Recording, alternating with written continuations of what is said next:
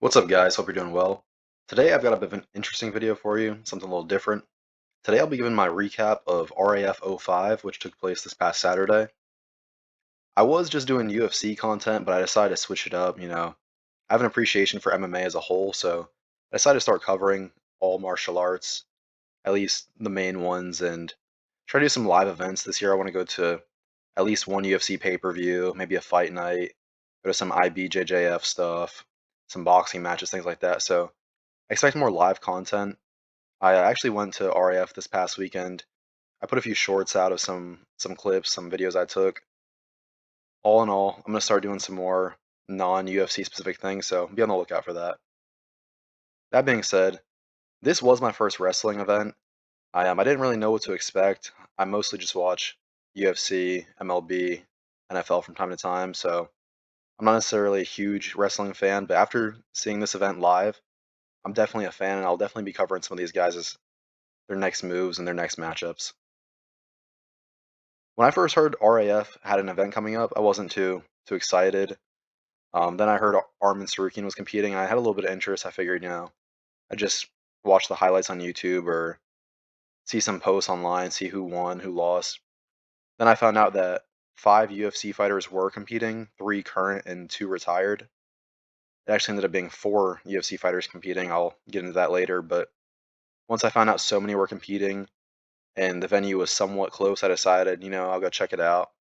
I looked at the tickets and I saw they were actually really cheap. I mean, the closest section to the ring or the mat was it was cheaper than the furthest section at any MLB, I don't know MLB, but any NBA, any NFL game. So I decided, why not, man? I'll give it a chance. I'm glad I did. I went out there. I plan on watching five UFC fighters compete. I saw four. Like I said, I'll get into that. But on top of that, there was plenty of former UFC fighters and current ones in attendance. I mean, Chael Sonnen commentated. He did the announcing, did some post-match interviews. Juliana Pena was there. She did some interviews as well, some broadcasting in Spanish. Rainier de Ritter was there. Joe Pyfer, Robbie Lawler, Michael Chandler, Henry Cejudo, Clay Guida. Who else?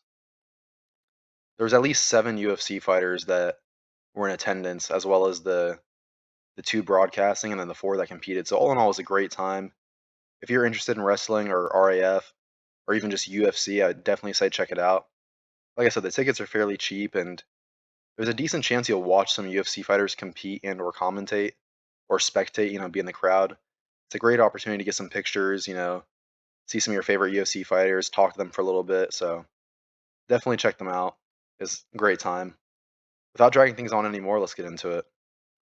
So one thing I do want to say is that the order that these matchups are listed in the recap is different than the order that they took place in live, which is also different than the order that's listed on the RAF flyer. So if I'm jumping around and out of order, just know that I'll be covering these based on the when they took place in real time, not what's actually on this recap page or what's on the flyer on their Instagram or website. So kicking things off, the first match of the night was it was Giorgio Pulis versus Muggsy. Now Giorgio was actually the only non-UFC fighter that competed on Saturday that I actually knew of. I didn't realize I knew who he was, but I've seen tons of his content on Instagram. The Take Me Down with $1,000, and he put on a great showing against Muggsy. First match of the night, and I don't think they could have started off with a better matchup of any non-UFC fighters. I mean, obviously it was a domination. Georgie won 12-1. He got it done in the second round, but that being said, both of these guys were class acts. I mean, they went out there, did their thing. They were very entertaining, and they were actually the only two guys who competed who came back and interacted with the fans and had some engagement going on after their match.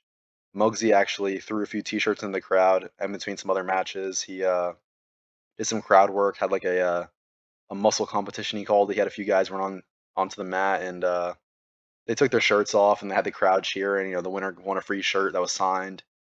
Georgie actually came out in between a couple matches. He had his "Take Me Down with $1,000" sign, which is pretty cool. After the whole event was over, they let all the kids run on the stage, and he actually He wrestled with some of the kids. No, did he? It was pretty cool. I mean, he seemed like a great guy. So this match was definitely the one to kick off the event with. It was an amazing match. Georgie obviously dominated Muggsy, but both these guys were class acts. It was a great match to see. I'm looking forward to seeing what they do next. I'd love to see these guys again live. The second match of the night, I gotta find it. Like I said, all these are out of order for whatever reason. I don't know why. The order they actually took place in is different from the order that's listed here in the recap, which is different than the order on the flyer. I don't know why, but the second one of the night was Lugo versus DeJulius. Now, this one was another domination, 11-0 in favor of Lugo. This fight, or this match rather, it was definitely the least memorable, I'll say, of every match of the night. Now, no disrespect to either of these guys, it was another dominant win. It was entertaining to watch, but when I look back on the event as a whole, I don't think there was anything memorable about this. I mean, like I said, Muggsy versus Georgie, that ended in another domination, 12-1, as you can see. And both these guys came out, did crowd engagement, so they had a more memorable showing. Lugo versus DeJulius, another domination. And every match after this was either super close or it featured a UFC fighter or a fan favorite. So unfortunately, this one kind of blends in and it's not really memorable. I don't really have much to say on it. I did enjoy seeing it live, but there's really not much to go off of or to contribute. Now, the third match of the night was Mako versus Elders. This one was actually advertised as being the first of the fight for some reason. I don't know why it was third. Steve Mako, this guy, I didn't know anything about him. Like I said, Georgie was the only non-UFC um, combatant of this night that I actually knew of. And Mako, as you can see, he's 43. He took on Elders, and this was the first close match of the night. It was the third match. The first two ended with Georgie and Lugo. They both hit the score limit of 10, so the match was concluded.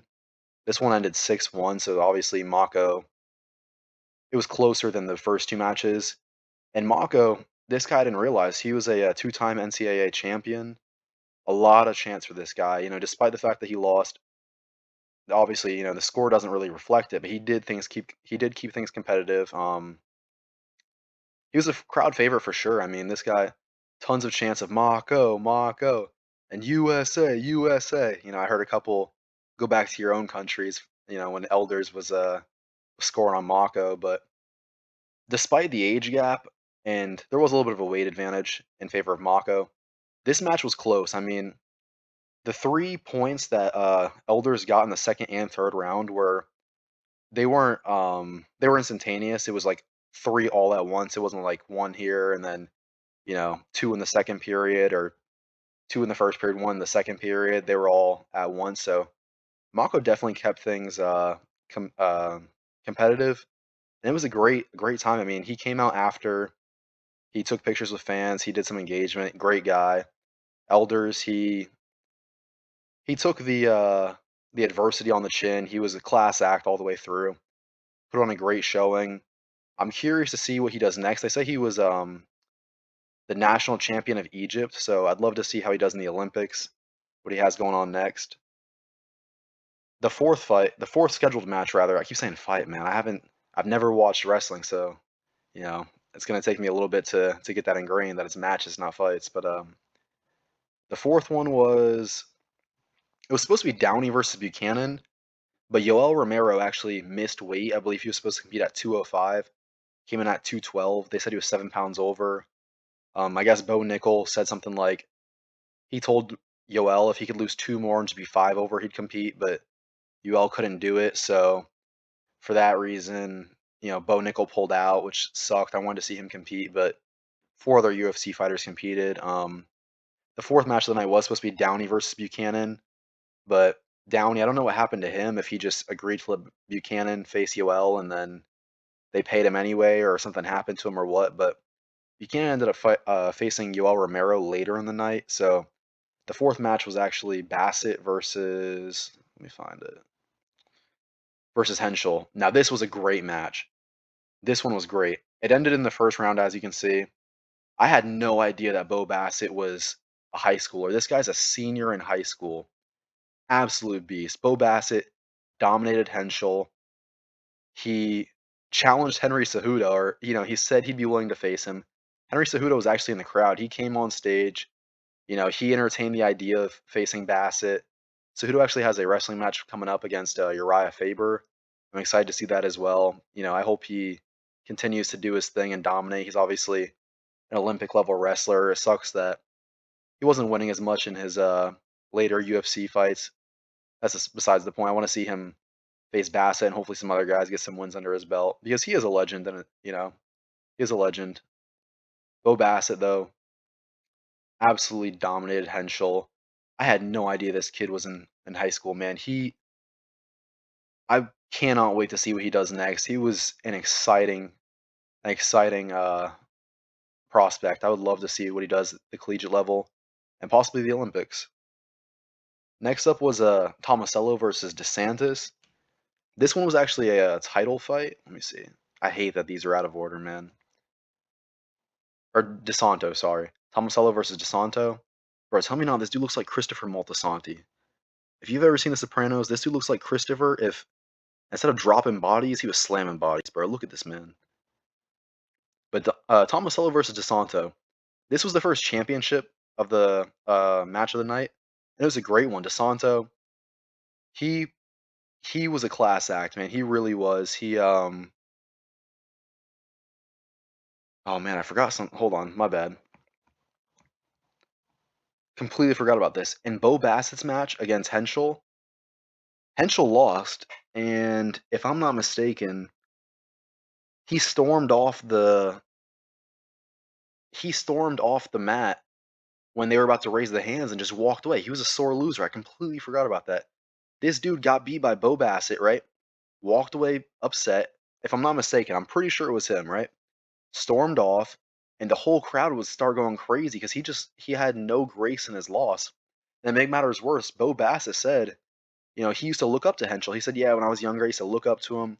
This guy was my hero, XYZ. And Henschel just had no grace whatsoever. And it made me think of that saying, never meet your heroes, because this is the embodiment of what happens. But sorry to go off on that tangent, but I completely forgot about that. But DeSanto versus Tomasello. This was actually the second title fight. I'm sorry, title match. Bo Bassett was the first match of the night that resorted in a. It wasn't only not only was it the first title match, but it was the first transfer. He won the belt. DeSanto versus Tomasello. This one was another dominant win that I was surprised was a title match. I mean, usually when guys compete for a belt, it's much more competitive. This one was almost done in the first round. I remember being excited. There was a lot of technical falls. Pushing Tomasello out of bounds. It's exciting to see some of these guys and what they can do. In different rule sets.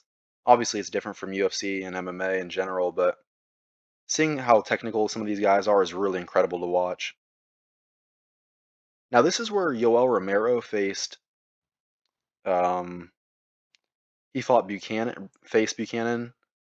Where is it? See, Arman was the third to last match of the night, so I don't know why he's at the bottom. I don't understand this at all, but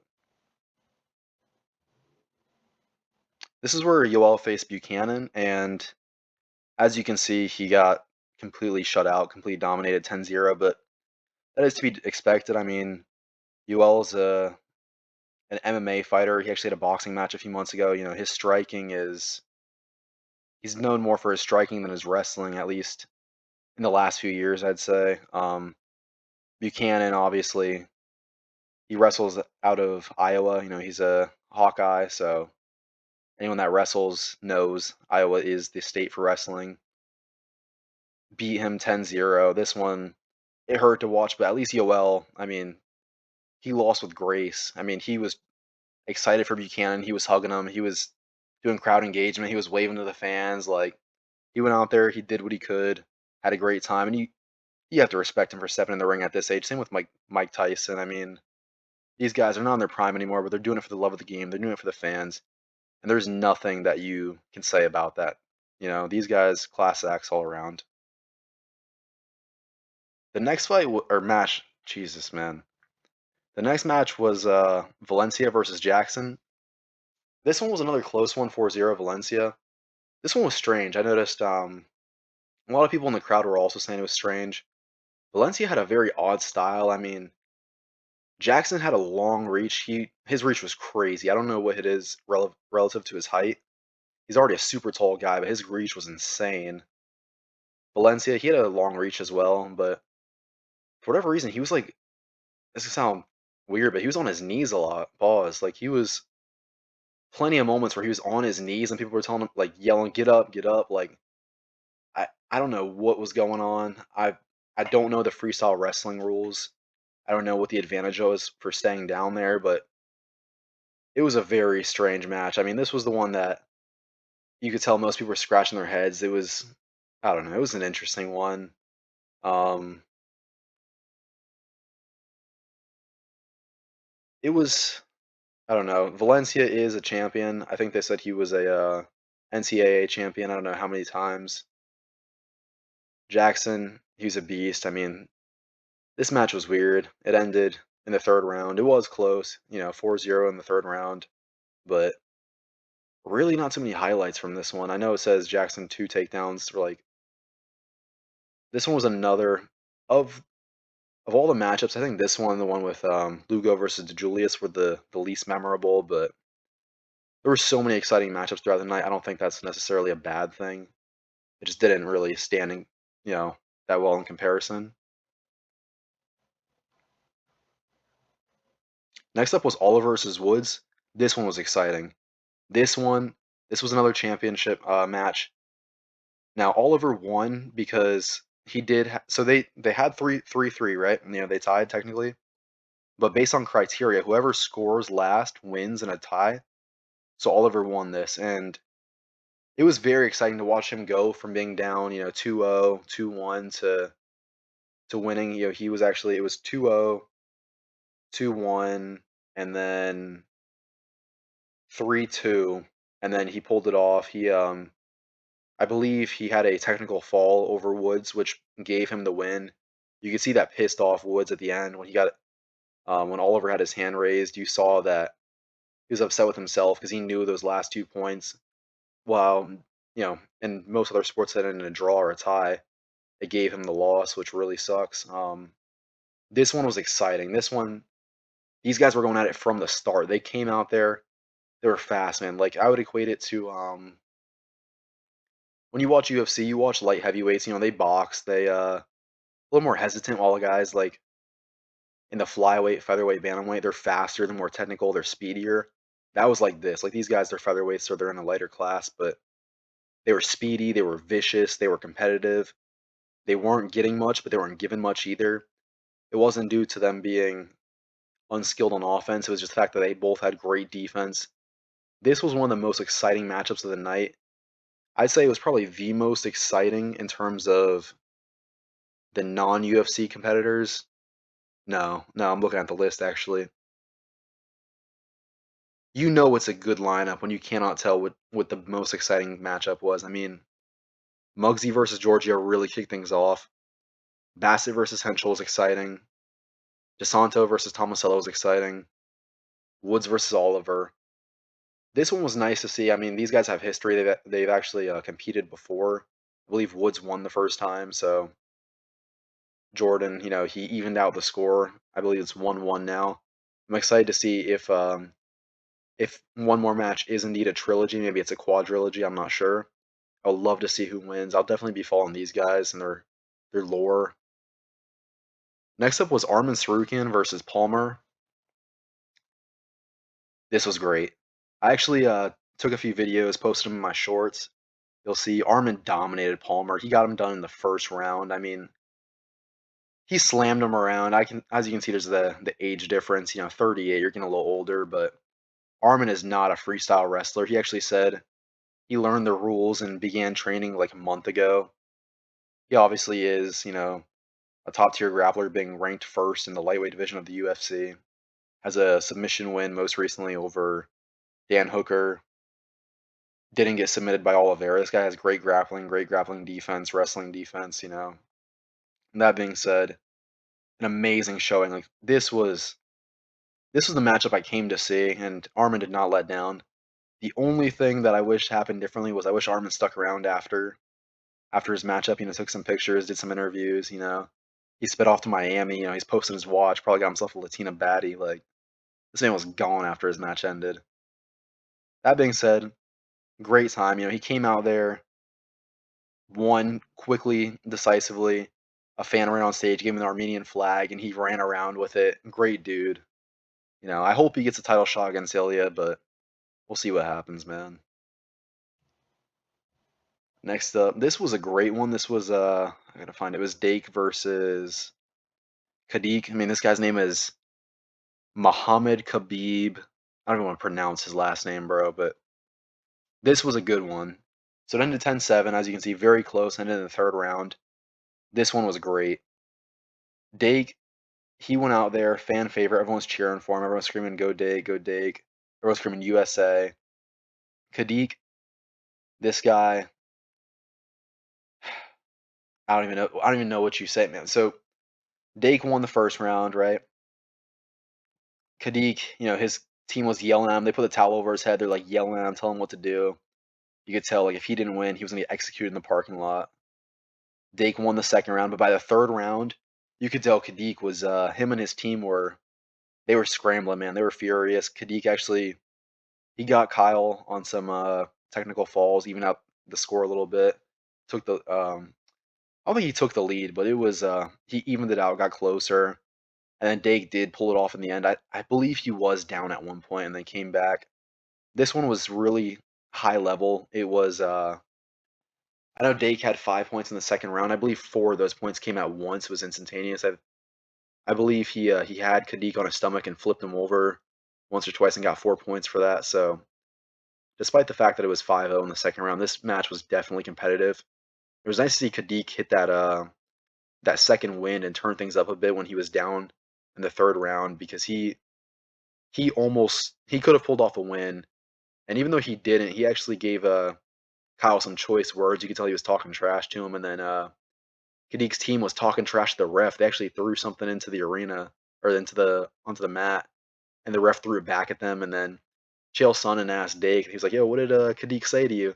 He's like, "Oh, he's just being a sore loser. He didn't have anything to say." And then Kadik and his team kind of left. They had their heads down. They had some choice words, but all in all, it was a great match, very exciting.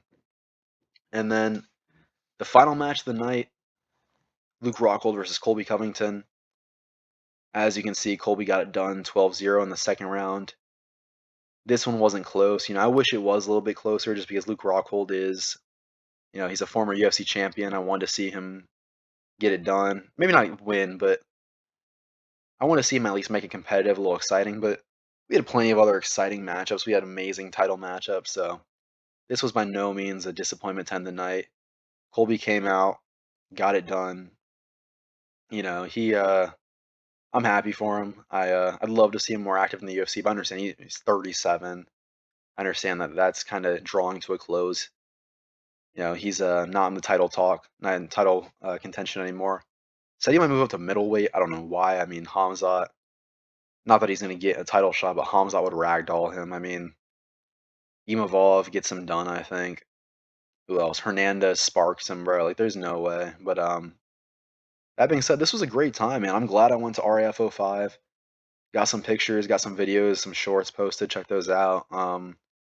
If you ever see RAF in your area, go check it out. Tickets are cheap, cheaper than any MLB game, any NFL game, any NBA game. And you'll see more than likely, a UFC fighter or multiple in attendance, competing, announcing, whatever. They're super cool. They all took pictures. I mean, RDR, Robbie Lawler, Joe Pyfer, who else? Joe Pyfer, Henry Cejudo, Michael Chandler, Clay Guida, and at least one more I'm blanking on, but they all took pictures. They engaged with fans. It was a great time.